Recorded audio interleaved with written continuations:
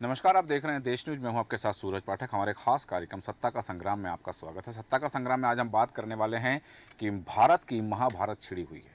7 चरणों में चुनाव होना है और 3 चरण के चुनाव हो चुके हैं। आज चौथे चरण का मतदान है। चौथे चरण में 96 सीटों पर 1717 मतदाता फैसला करेंगे। इन 1717 प्रत्याशियों की किस्मत का आज शाम 6 बजे ये 1717 मतदाता इनकी किस्मत का फैसला कर देंगे। और आपको बताना चाहेंगे कि 10 राज्यों की 96 लोकसभा सीट पर वोटिंग हो रही है। और चौथे चरण में यदि हम बात करें कि उत्तर प्रदेश में मतदान हो रहा है, बिहार, पश्चिम बंगाल, झारखंड, मध्य प्रदेश, महाराष्ट्र, उड़ीसा, आंध्र प्रदेश, तेलंगाना और जम्मू कश्मीर की श्रीनगर लोकसभा सीट पर मतदान हो रहा है। आंध्र प्रदेश और तेलंगाना की सभी सीटों पर आज एक साथ मतदान हो रहा है।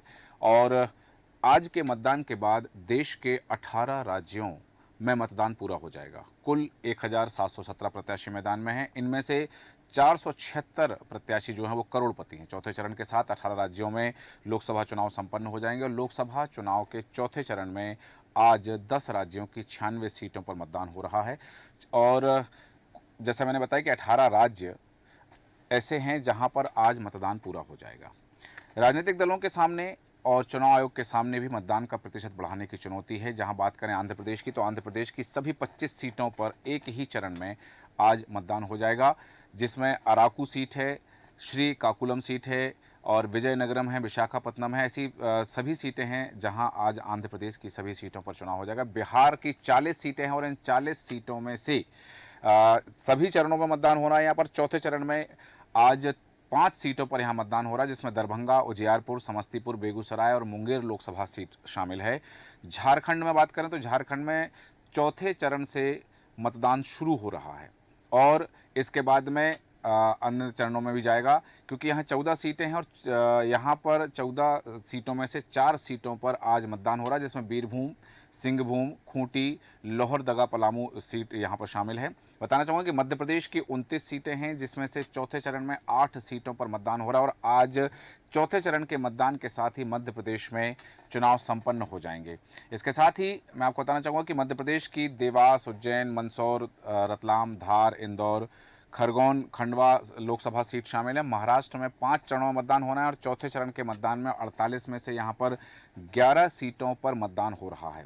आपको बता दें कि नंदुरबार, जलगांव, रावेर, जालना, औरंगाबाद, मावल, पुणे, शिरूर, अहमदनगर, शिरडी और वीड लोकसभा में यहाँ पर चुनाव संपन्न आज होने जा रहे हैं। उड़ीसा में 21 सीटों के लिए लगातार 4 चरणों में मतदान हो रहा है और चौथे चरण से इसकी शुरुआत हो रही है। 5वें, 6वें, 7वें चरण तक यहाँ पर मतदान जाएगा, क्योंकि उड़ीसा में जो मतदान हो रहा है आज से शुरुआत हो रही है और 5वें, 6वें, 7वें चरण में भी यहाँ पर वोट डाले जाएंगे। आज कालाहांडी, नवरंगपुर और बेरहामपुर, कोरापुट लोकसभा सीट शामिल हैं। तेलंगाना की सभी 17 सीटों पर आज एक साथ चुनाव हो रहा है। 2 राज्य ऐसे हैं जहां की सभी सीटों पर चौथे चरण में एक साथ चुनाव संपन्न हो रहे हैं। और इसके साथ ही आपको बताना चाहेंगे कि उत्तर प्रदेश की 80 सीटों में से 7 चरणों में मतदान होना और चौथे चरण में 13 सीट शामिल हैं। देश का सबसे बड़ा राज्य कहा जाता है कि 80 सीटें उत्तर प्रदेश से आती हैं और उत्तर प्रदेश को कहा जाता है कि उत्तर प्रदेश में जिसने जीत हासिल कर ली वह सत्ता की चाबी उसके हाथ में होती। तो आज 13 सीटों पर, उन 13 सीटों में शाहजहांपुर, खीरी, धरोरा, सीतापुर, हरदोई, मिश्रिख, उन्नाव, फर्रुखाबाद, इटावा, कन्नौज, कानपुर, अकबरपुर, बहराइच ये लोकसभा सीटें शामिल हैं। पश्चिम बंगाल की 42 सीटें हैं और 42 सीटों में से 8 सीटों पर आज मतदान हो रहा है। यहाँ की बहरामपुर, कृष्णानगर, राणाघाट, बर्धमान पूर्वा, बर्धमान दुर्गापुर, आसनसोल और बोलपुर लोकसभा सीट पर चुनाव है। जम्मू कश्मीर की एक सीट है श्रीनगर सीट, जहां पर आज मतदान संपन्न होने जा रहा है। 6 बजे तक यहां पर मतदान होगा। 1717 प्रत्याशियों की किस्मत का फैसला आज शाम 6 बजे मतदाता ईवीएम में कैद कर देंगे और इसके साथ ही 18 राज्यों का चुनाव संपन्न हो जाएगा। हम बात करेंगे, हमारे साथ खास मेहमान हैं कि इस चुनाव को लेकर के क्या कुछ खास चीज़ें रही हैं, इस चुनाव में कौन कौन सी वो चीज़ें रही हैं जो प्रत्याशित या अप्रत्याशित रही हैं।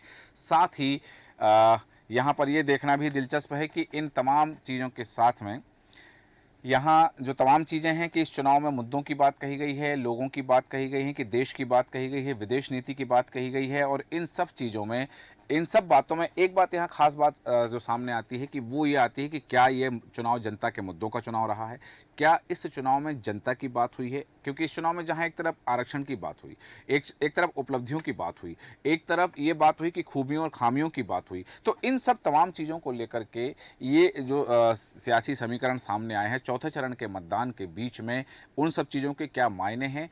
और सबसे बड़ी बात कि पिछले 3 चरण के जो चुनाव हुए हैं, उन 3 चरण के चुनाव में पिछले चुनाव की अपेक्षा कम मतदान होना राजनीतिक दलों के लिए, राजनीतिक दलों के नेताओं के लिए उनके माथे पर चिंता की लकीरें खिंच गई थी। क्या इस चरण में चुनाव बढ़ने की संभावना है? मतदान का प्रतिशत बढ़ेगा? तमाम विषयों पर चर्चा करेंगे। खास मेहमान हमारे साथ हैं, आपका परिचय कराते हैं। वरिष्ठ पत्रकार डॉक्टर सत्येंद्र कुमार जी हमारे साथ हैं। डॉक्टर सत्येंद्र कुमार जी, आपका बहुत स्वागत है देश न्यूज में। साथ ही हमारे साथ कांग्रेस प्रवक्ता मिर्जा अशफाक सकलेनी जी हैं। मिर्जा अशफाक जी, बहुत स्वागत है आपका देश न्यूज में। भारतीय जनता पार्टी के प्रवक्ता कृष्णा मोहन पांडे जी हमारे साथ हैं। पांडे जी, आपका बहुत स्वागत है। और राजनीतिक विश्लेषक दिनेश निगम जी हमारे साथ हैं। दिनेश निगम जी, आपका स्वागत करते हो। सबसे पहले कृष्णा मोहन पांडे जी, आपके पास आना चाहूंगा कि भारतीय जनता पार्टी चौथे चरण के मतदान बढ़ाने का प्रयास किए गए, लेकिन क्या इन सभी चौथे चरण में हमने देखा कि पहले चरण में कुछ और बात थी, अलग तरह की बयानबाजी, अलग तरह के भाषण थे, दूसरे चरण में किसी और तरह की बात आई, तीसरे चरण में कुछ और हुआ, और चौथे चरण जैसे ही तीसरे चरण का चुनाव संपन्न हुआ, चौथे चरण के चुनाव प्रचार में बहुत सारी बातें वहां पर आ गई। क्योंकि जहां एक तरफ हम इनहेरिटेंस टैक्स की बात कर रहे थे, वहां पाकिस्तान का कांग्रेस प्रेम दिखाया गया भारतीय जनता पार्टी के द्वारा। तो ये वो तमाम चीजें हैं जो अब तक भारतीय जनता पार्टी के द्वारा या प्रधानमंत्री नरेंद्र मोदी के द्वारा परोसी गई हैं। क्या पांचवें चरण में कुछ और होगा? और इस चरण के मतदान बढ़ाने के लिए भारतीय जनता पार्टी ने क्या कुछ कवायद की, और वो कौन से मुद्दे हैं जो आप जनता तक पहुंचाने में कामयाब हो पाए हैं? देखिए, एक बात तो सबसे पहले स्पष्ट कर दूं कि लोकतंत्र है, लोकतंत्र का पर्व है, और इस लोकतंत्र के पर्व में हर व्यक्ति अधिक से अधिक अपनी हिस्सेदारी दे, अधिक से अधिक लोग जाके वोट करें, अपने वोट के इस अधिकार को समझे कि इससे राष्ट्र का निर्माण, राष्ट्र की जो सरकार बनेगी, जो देश की सरकार बनेगी, वो आपके भविष्य को तय करेगी। तो निश्चित तौर पर भारतीय जनता पार्टी के कार्यकर्ता घर घर जाकर लोगों से निवेदन कर रहे हैं, आग्रह कर रहे हैं, और इस बात को कह रहे हैं कि आप अपने वोट का प्रयोग कीजिए। ये तो रही एक बात, हमने निश्चित तौर पर लोग इस बात को समझ रहे हैं और भारी संख्या में वोट देने के लिए निकल रहे हैं। परंतु जहां तक हर शहर में अलग अलग मुद्दों की जहां तक बात है, तो भारतीय जनता पार्टी ने किसी मुद्दे को उठाया नहीं है। भारतीय जनता पार्टी वही बात कह रही है जो कांग्रेस पार्टी और उसके सहयोगी इंडिया अलायंस कह रही है। जैसे कांग्रेस के नेता ने कहा कि हमारी सरकार बनेगी तो हम एक ऐसा टैक्स लाएंगे जो किसी भी व्यक्ति की जो संपत्ति होगी उसका 55% हम ले लेंगे और इस देश के मतलब लोगों में बांटेंगे। इसी तरह से पाकिस्तान, इस देश में बेल किसी और व्यक्ति का होता है और खुशी बेल पाकिस्तान में बनाई जाती है। देखिए, इस इंडिया गठबंधन के लोग, कांग्रेस के लोग इस देश को जाति के नाम पर, धर्म के नाम पर, पंथ के नाम पर, क्षेत्रता के नाम पर बांट तो रहे ही थे। अब ये लोगों के संपत्ति को भी बांट देंगे, ये लोगों के मने मस्तिष्क में पहुंच चुका है और उनको यह स्पष्ट हो गया है कि पिछले 10 वर्ष के कालखंड में भारतीय जनता पार्टी ने जो विकासात्मक कार्य किए हैं, जिससे देश एक अलग ऊंचाई पर पहुंचा है। देश के युवाओं का, नौजवानों का, किसानों का, व्यवसायियों का, सबका मनोबल ऊंचा उठा है। और देश के विकास में जो हिस्सेदारी इनकी बढ़ी है, इस बात को लोग महसूस कर रहे हैं। और इसी का प्रतिफल ये रहा कि पिछले 3 चरणों में भारी मतदान भारतीय जनता पार्टी के पक्ष में हुआ है, और वो पक्ष, वो मतदान अब एक बार ये इशारा कर चुका है कि पुनः एक बार हम जो 400 पार लेकर आए थे। लेकिन पांडे जी, सियासी गलियारों में तो चर्चा ये है कि जब मतदान का प्रतिशत कम हुआ है, इस कारण से भारतीय जनता पार्टी के नेताओं के माथे पर चिंता की लकीरें हैं, ये कांग्रेस के लोग कहते हैं।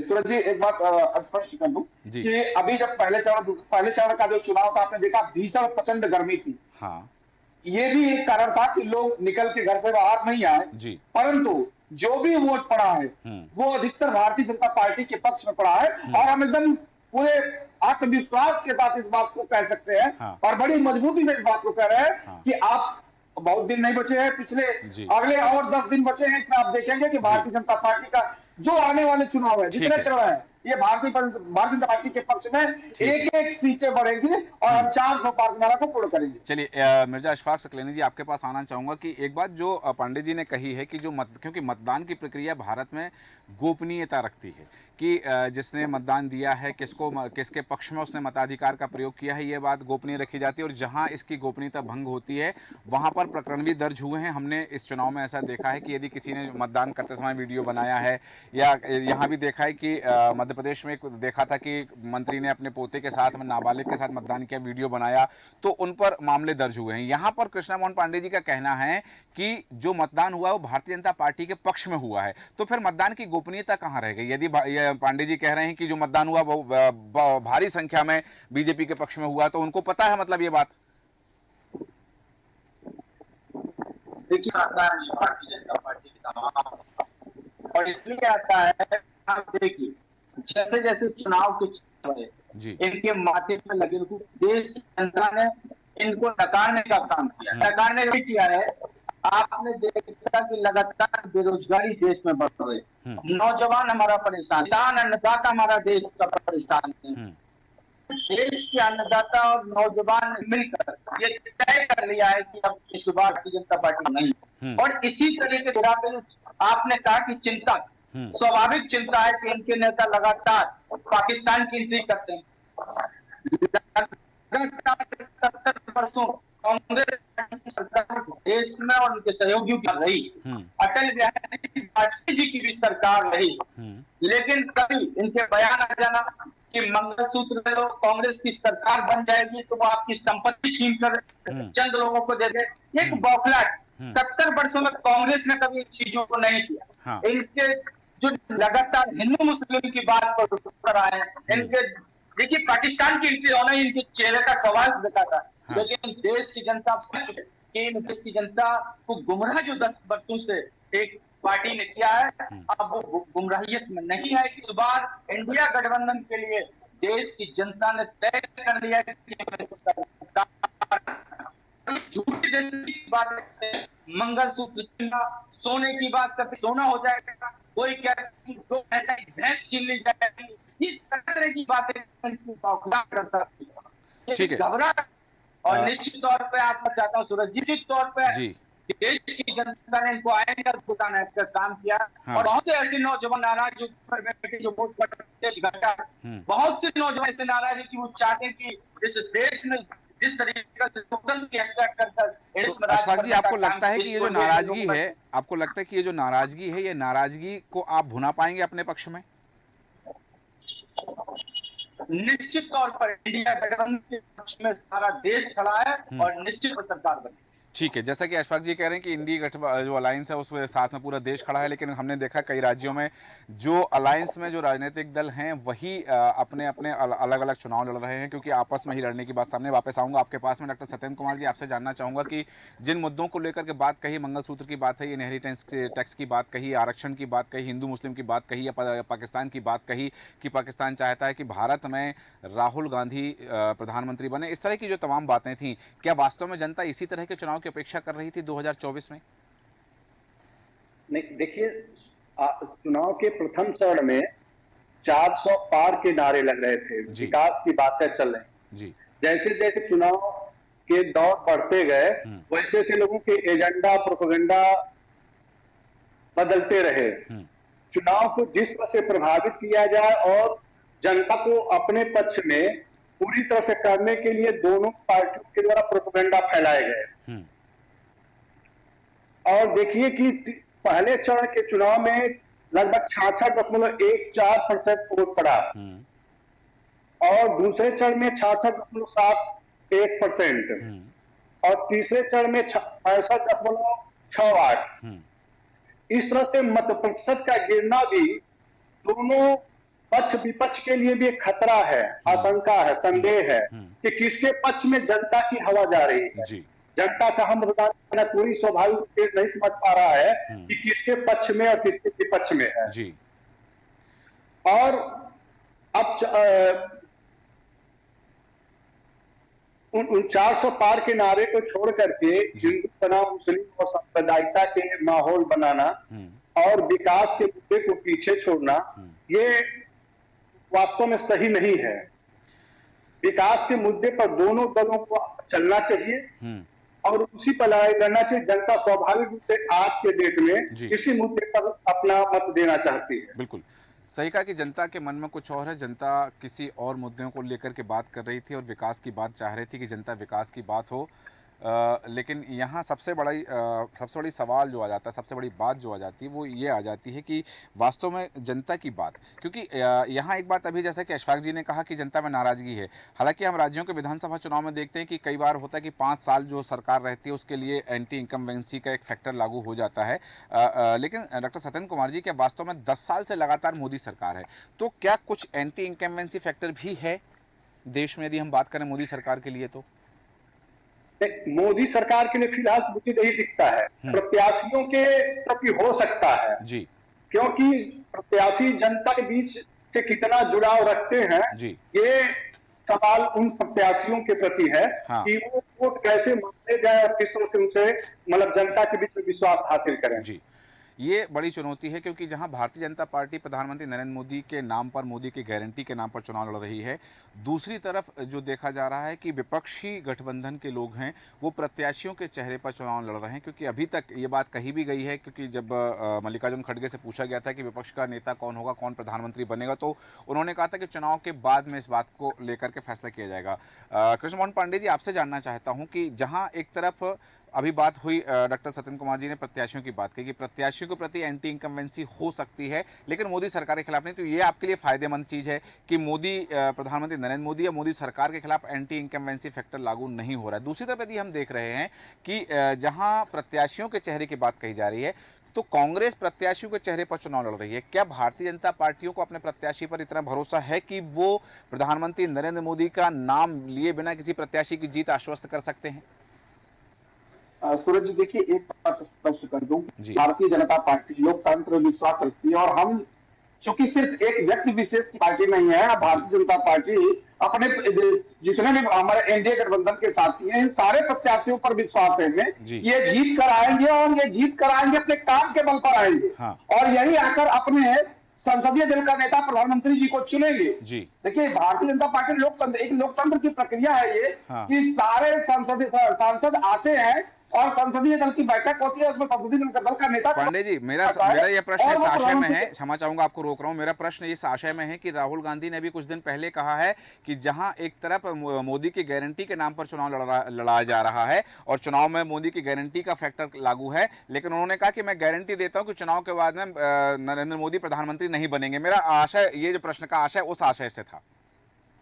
देखिए सूरज जी, मैं पुनः इस बात को कहता हूं कि प्रधानमंत्री जी नरेंद्र मोदी जी प्रधानमंत्री बनेंगे नहीं बनेंगे, ये देश की लोकतांत्रिक व्यवस्था भारतीय जनता पार्टी का संगठन और उसके संसदीय दल के नेता तय करेंगे जी।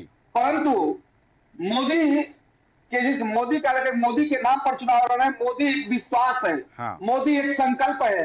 मोदी एक आशा है। हाँ। मोदी एक विकास की परिकल्पना है जिसको पूर्ण करने का काम देश के प्रधानमंत्री जी ने किया है। और मोदी एक वो व्यवस्था है जिसके देश के लोगों ने देखा है कि जिस पर विश्वास किया उसने उस आशा और विश्वास को हमें सातवें आसमान पर ले गया। और प्रधानमंत्री राहुल जी की बात कर ले। हाँ। तो हम इनकी बात मान भी लेते हैं। हाँ। कि राहुल जी बहुत भारतीय कांग्रेस पार्टी के नेता है। हाँ। तो इनको कौन माने। अभी केजरीवाल जी तो आके कह गए, जेल से छूटे और आके उन्होंने कह दिया। हाँ। कि सजनी हम ही राजकुमार, इंडिया गठबंधन में कोई नहीं है, मुझे ही जेल में डाला गया और मैं ही व्यवस्था के आगे हूँ। तो राहुल जी तो बंद कमरे में खुद को कोड़ा मार रहे हैं कि साहब हमारे तो व्यवस्था ही खत्म हो गई। ठीक है, जिस तरह से आपने कहा कि यहाँ जो विपक्षी गठबंधन की आपने बात कही कि उसमें भी सभी राजनीतिक दल अपने आप को नेता बता रहे हैं, हर पार्टी के जो प्रमुख हैं अपने आप को बता रहे हैं। दिनेश निगम जी, आपके पास आना चाहूंगा कि क्या विपक्षी गठबंधन, मैं थोड़ा 10 सेकंड रखना चाहूंगा, 10 सेकंड रखना चाहूंगा। जी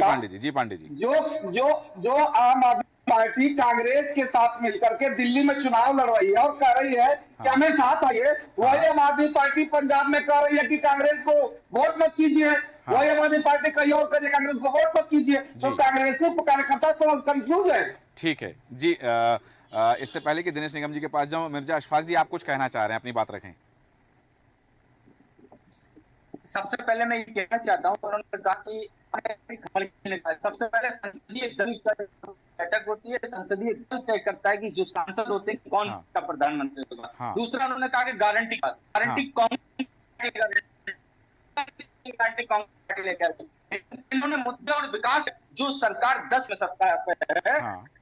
उन्होंने विकास को लेकर, अपने कामों को लेकर वोट क्यों नहीं मांगा जा रहा है? पाकिस्तान की एंट्री को कर मांगा जा रहा है? हिंदू मुस्लिम की बात क्यों कही जा रही है? किसी की सूरज जी, संपत्ति वही कांग्रेस है जिसने 60 वर्षों तक इस देश को गरीबी में, बदहाली में, भुखमरी में आत्महत्या करने के लिए मजबूर करती रही। और आज जब ये विकास की बात करते हैं, एक उदाहरण देना चाहूंगा इनके दलाली का और इनके घोटाला का। देश के सैनिकों के लिए जूता बनता था जयपुर राजस्थान में, और वो खरीदता था वियतनाम, और वियतनाम फिर भारत को बेचता था एक जूते की कीमत 25,000 में। और जब हमारी सरकार बनी तो हमने इसे अपने देश के बड़े जूते मिलिट्री को सप्लाई किए 2500 रुपए। ये इनका काला है। यदि उनके मरद जो आपने देखा सम्मान निधि करते हैं, जिसमें इन्होंने कहा था कि हमारे पास कोई देश के अंदर नहीं है जिससे भुखमरी को रोक सके, भारतीय जनता पार्टी की जो सरकार होती है और 24 तक निष्पक्ष चुनाव पे सबके सबका साथ सबका विकास परियोजना को घर घर तक पहुंचाने का काम करते हैं। ये विकास की बात करते हैं, ये विकास की बात करते हैं। और ये वो लोग हैं जिनको देश, जिन्होंने देश को खच्चर पे बैठाने का काम किया, ये बात करते हैं विकास। ठीक है मिर्जा अशफाक जी, पांडे जी वापस आता हूँ आप दोनों के पास में, चूंकि समय की सीमा और मेहमान हमारे साथ। दिनेश निगम जी, 2024 के चौथे चरण के मतदान प्रारंभ हो चुका है। शाम 6 बजे तक 1717 प्रत्याशियों की किस्मत का फैसला मतदाता ईवीएम में कैद कर देंगे। चौथे चरण के चुनाव पर आपकी टिप्पणी क्या है कि मुद्दों को लेकर के, प्रचार को लेकर के और मतदाताओं की जागरूकता को लेकर के? देखिए, मतदाताओं की जागरूकता तो सूरज जी, आप आवाज आ रही है? जी जी निगम जी। हेलो जी दिनेश निगम जी, आपकी आवाज आ रही है बराबर, आप बोलिए जी। मैं ये कह रहा हूँ कि मैं जनताओं के बारे में तो मतदान निरंतर जो है जिस दो है जी, जो चुनाव का परसेंटेज था उसको जी, और राजनीतिक दल के जनता पार्टी का भी एक तरह से कार्यकर्ताओं को इसकी जिम्मेदारी है। जी, प्रकार आपको मतदान। अब सवाल ये है कि जैसे पिछले 75% से ज्यादा वोटिंग जो है वो हुई थी 8 है ना। तो सूरज जी, सवाल ये है कि इसमें भारतीय जनता पार्टी का जो सबसे बड़ी जिम्मेदारी, सबसे बड़ा एक प्रकार अपने को जी, वो उसमें मतदान का प्रश्न मिला है जी, लेकिन सबसे 12 वो मुझे लगता है कि ये आंकड़ा पार कर आचर लगता है जी, जिस दिक्कत से होना है और जिस गति से लगता है कि ये 75 को पार करता है। बिल्कुल। नंबर 2 ये है कि मुद्दों को हर पार्टी के दलों ने, चाहे कांग्रेस हो या भारतीय जनता पार्टी हो, नेता हो या प्रधानमंत्री, उन्होंने हर चरण में अपने मुद्दों को आकर्षित करने के लिए और समय की परिस्थितियों को देखते हुए हर तरह से कि हम ये करेंगे, कांग्रेस कर देगी, कांग्रेस के अभी भारतीय जनता पार्टी संविधान आरोप शुरू हुई जी। अब सवाल ये है कि अब चौथे चरण आ रहे हैं, उसमें मध्य प्रदेश की अगर अपन बात करें जी, तो मध्य प्रदेश में जो है भारतीय जनता पार्टी के खाते से तो उसके सांसद भारतीय जनता पार्टी के खाते में है ना। कांग्रेस के सरपंच ये